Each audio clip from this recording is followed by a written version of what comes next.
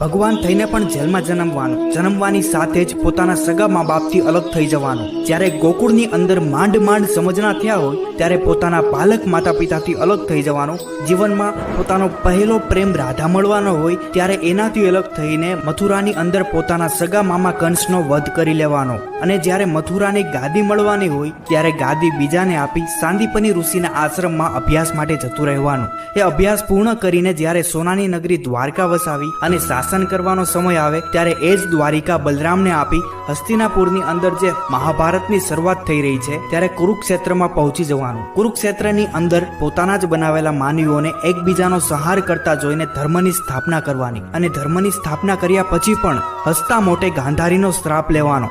અને શ્રાપ લીધા પછી પોતાના જ યાદવોનો એકબીજાનો વિનાશ કરતા જોવાનો. અને છેવટે પોતે ભગવાન હોવા છતાં પણ એક પારધીના તીરથી સામાન્ય માણસની જેમ મૃત્યુને પ્રાપ્ત કરવાનું. અને પોતાનું શરીર છોડીને જગતના હૃદયમાં અમર બનીને રહેવાનો.